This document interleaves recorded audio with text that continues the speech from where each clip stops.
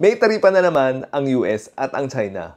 Maraming tao ang natatakot saan nila i-invest ang pera nila at ipupull out na ba nila ang investments nila. Hindi pa tapos ang lahat. In this video, pag-uusapan natin ano yung mga stocks na nakikinabang during times of uncertainty. In a few moments, I will sign a historic executive order instituting reciprocal tariffs on countries throughout the world. Alam mo ba, noong 2018 US-China trade war, ang S&P bumagsak, pero may mga ilang stocks na tumaas. At hindi lang stocks ang tumaas, may mga yumaman din na tao.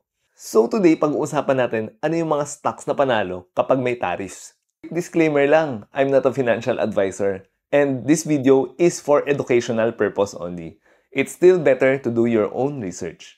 Quick refresher lang, ano ba ang tariff? Ang tariff, isa itong tax na pinapataw ng gobyerno sa mga imported goods. So kung nakatira ako sa China at nagkaroon ng tariff war ang China at US, so kung bibili ako ng gamit sa US, mas tataas ang presyo ng bibilihin ko. In short, tataas ang bilihin ng mga kagamitan. So yung mga companies na nagre-rely heavily on imports, sila yung mga medyo alanganin dahil mas lalaki ang expense nila. Pero ang mga kumpanyang gumagawa locally or defensive sectors tulad ng mga utilities, healthcare, consumer staples, yan ang mga safe.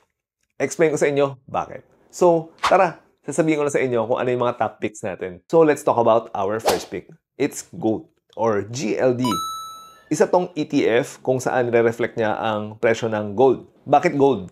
Dahil ang gold, it's a hedge for uncertainty. Hedge? Ano yung hedge? So, bibigyan ko kayo ng analogy. Halimbawa, lalabas kayo ng bahay nyo at hindi nyo sure kung uulan. So, anong gagawin mo? Siyempre, magdadala ka ng payong. Yung payong mo, yun ang hedge mo, panlaban sa ulan. Kadalasan, ang mga investor, pag nagkakaroon ng uncertainty, mas ayaw nila mag-invest sa mga company dahil natatakot sila na mawala ang pera nila. Kung kaya, sa gold sila nagre-rely. Ang next naman natin is ang XLU. Ito ay isang utilities ETF. Pag sinabi mong ETF, ibig sabihin ito, Exchange Traded Fund. Ibig sabihin, marami siyang nire-reflect na kumpanya. Halimbawa, ang Next Era Energy at ang Duke Energy, dalawa to sa mga nire-reflect ng ETF na to. Bakit utilities ETF? Dahil sa oras ng recession, definitely ang mga consumers gagamit sila ng kuryente. Ang bonus dito sa XLU ay isa siyang dividend stock. So, nagbibigay siya ng dividendo. So, kada quarter, i-expect mo na tataas ang value ng pera mo.